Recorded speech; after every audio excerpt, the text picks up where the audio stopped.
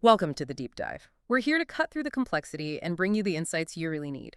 Today, we are diving deep into something that, well, might sound super specific, the global methyl red market. But honestly, methyl red. It sounds niche, maybe, but this pH indicator is absolutely vital. You find it in labs and industries everywhere. Our goal today is to pull out the key takeaways from recent market analysis. We want to show you what this seemingly small market reveals about much bigger trends in science and industry. Exactly. And it's quite fascinating because the path of a market like methyl red, it can act almost like a barometer. It gives us clues about broader patterns in scientific innovation, industrial demand, even you could say global economic shifts. So we'll dig into how this foundational chemicals market has been doing, where it seems to be going, and crucially give you the facts and the why it matters. We'll connect those dots for you. Okay, let's get into it then. Starting with the big picture view. Globally, how big are we talking? Right. So in 2021, the global market was valued at around $18.2 million. Okay, 18.2 million. And looking ahead. The projections show really strong, quite consistent expansion. It's expected to hit almost $22.8 million by 2025. And then looking further out to 2033, it's forecast to climb pretty significantly to about 35.8 million. Wow, okay, so that's quite a jump. What does that mean in terms of growth rate? That translates to a compound annual growth rate, the CAGR, of just under 5.8% globally. So 5.8% year on year.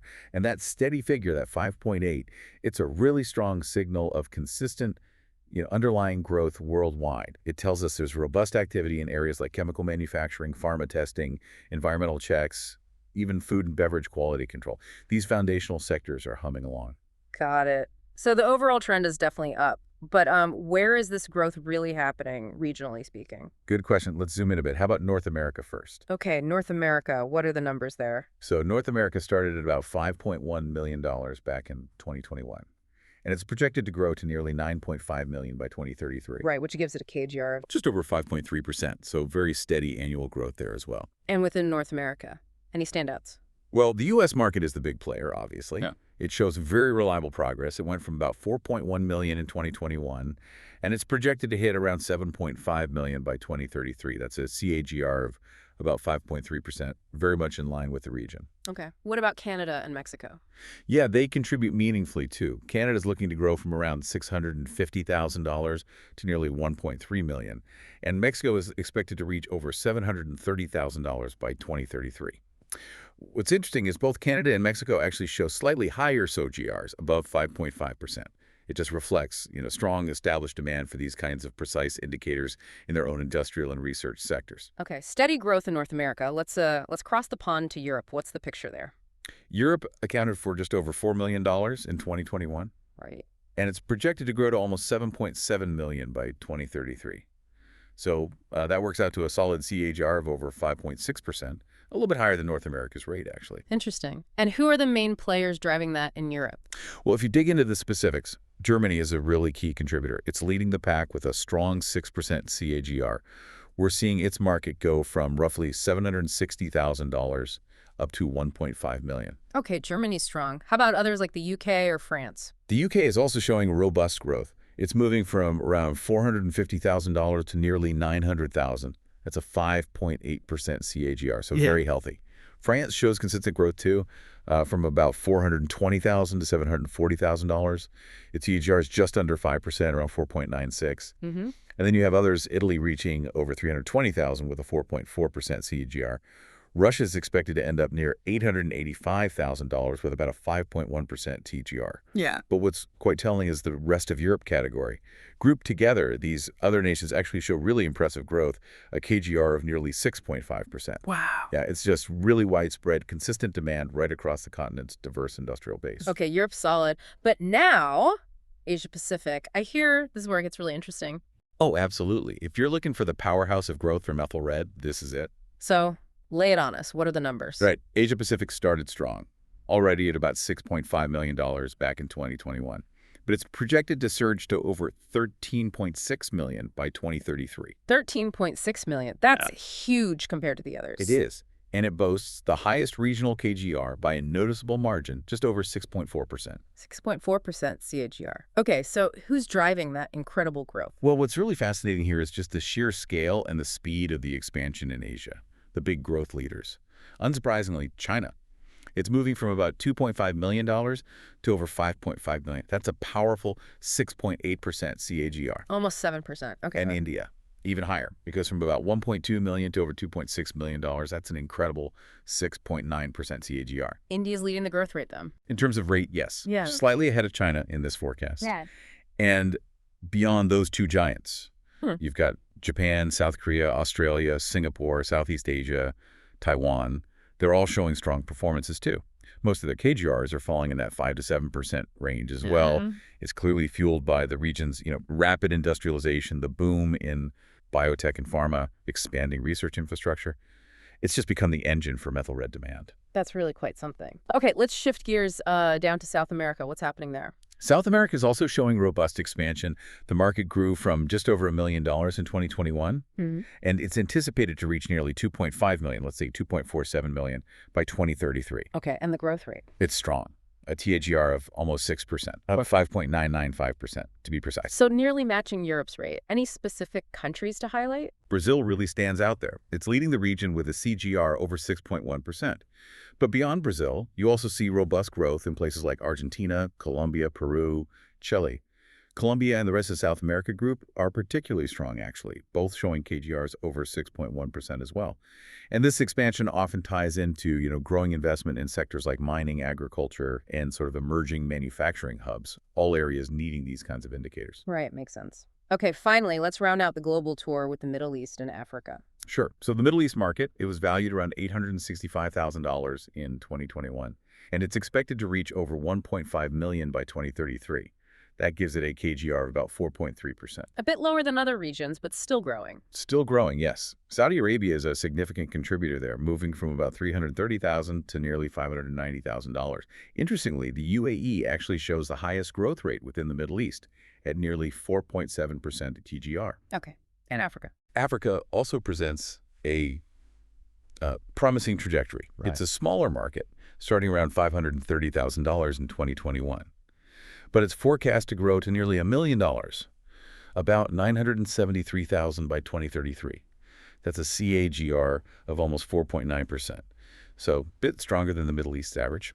Right. Any specifics within Africa? Nigeria shows quite strong growth, expected to go from about $130,000 to $246,000. And South Africa and the rest of Africa category also contribute meaningfully, with KGRs getting close to that 5% mark. And, we connect this back to the bigger picture. These regions, while smaller right now, they represent important emerging markets.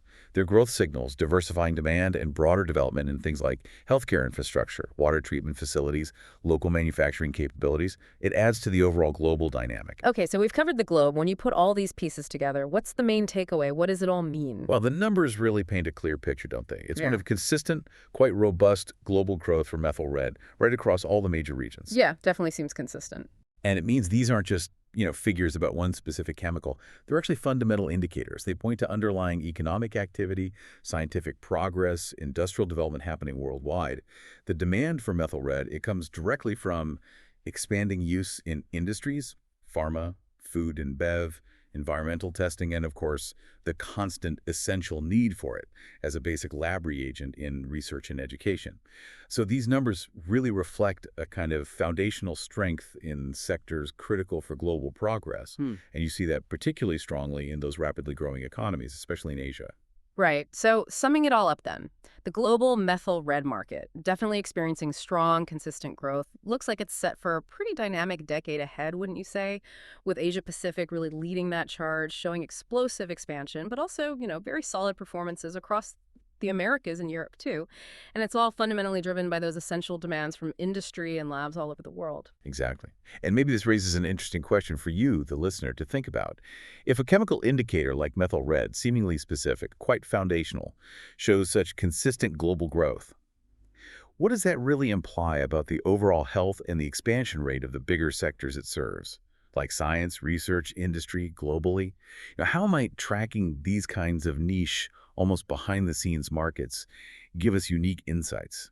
Insights into where technology and the economy are heading, maybe insights that those big, broad reports sometimes miss. That's a great point. A really provocative thought to end on. We hope this deep dive encourages you to think about those connections and maybe appreciate how even seemingly small bits of information can reveal some profound things about our interconnected world. Thanks for diving deep with us today.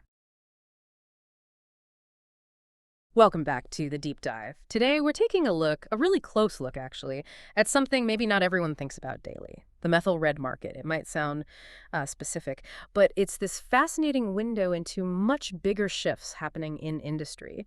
Yeah, so we're diving into this, vital piece of the chemical and analytical reagent world, often overlooked, but important. We want to try and get a handle on what's really driving its growth, what major challenges it's facing, and crucially, the trends that are actively reshaping its future right now. It's kind of amazing how one specific chemical can tell us so much about innovation, about regulation, sustainability, too. So, yeah, let's get into it. It is interesting, isn't it? Because methyl red, despite being quite specialized, still has this, well, surprisingly steady demand. A lot of that just comes down to its fundamental role in so many sort of basic applications. Okay, so when you say foundational role, are there particular areas where it's still almost indispensable, even with new things coming along? Where does that steady demand really, really show up? Oh, absolutely. The sources we looked at really underscore its importance in academia and research labs. Think of it like a lab staple, a real workhorse for pH indication in countless experiments. That alone creates this baseline demand that's, well, it's not easy to just replace overnight. Right. And it's not just general lab work either, is it? I noticed the sources also mentioned public health, environmental monitoring. That's exactly right. And if you connect the dots there, its use in microbiological testing is pretty key. Specifically, environmental labs, clinical labs, they rely on it. Often for that methyl red Voges Proskauer test, the MRVP test. That one test alone keeps it relevant in some very critical fields. Okay, so academia, critical health tests, Yeah. a solid base. But it's not just the scientific community using it. The sources pointed to industry, too. Indeed. Yes. You see methyl red used in things like textile dyeing and also in various manufacturing processes, mostly for quality control checks. It shows its versatility, really. It's kind of woven into the fabric of industrial production in some ways. But this is a big but, this wide usage, it definitely comes with its own set of problems, complexities. Right, so despite being so useful, there's a downside. The sources hinted at a darker side. What are we talking about? What are these challenges? This is really where the core issues lie. For all its utility, methyl red does pose several health and safety concerns. We're talking potential irritation, skin, eyes, even respiratory issues with prolonged exposure.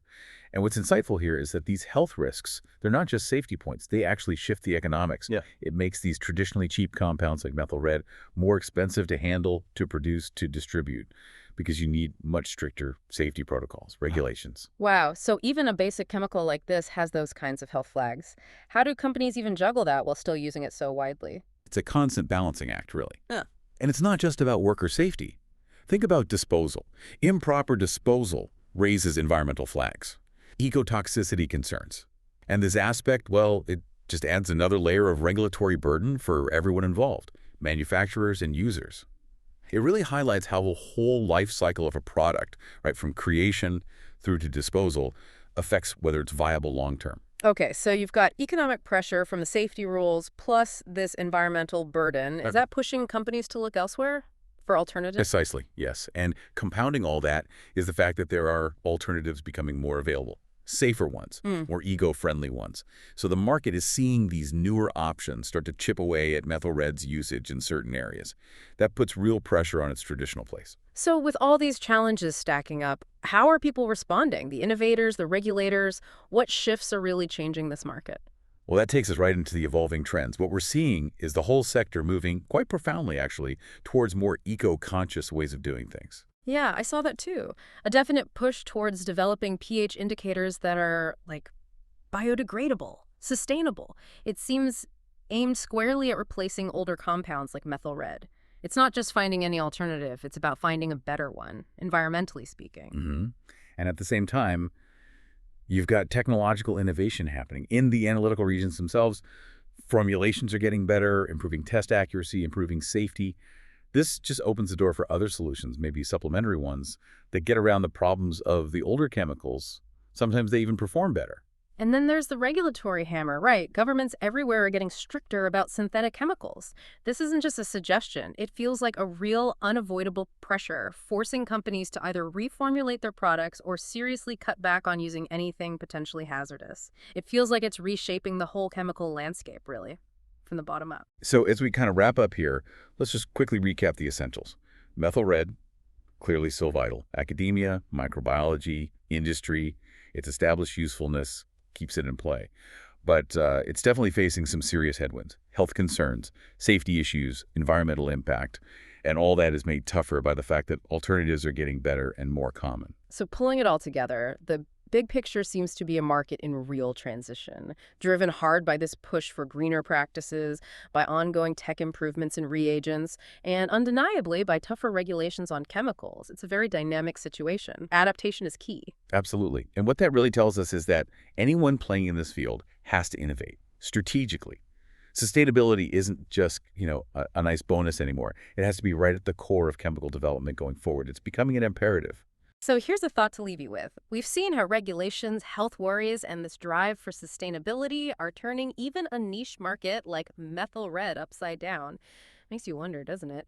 How might these exact same forces be quietly working away in other industries? Maybe ones you interact with every single day. Are the companies behind the products you use being pushed, maybe right now, to reformulate, to rethink using established substances that might, well, carry hidden risks? Something to think about.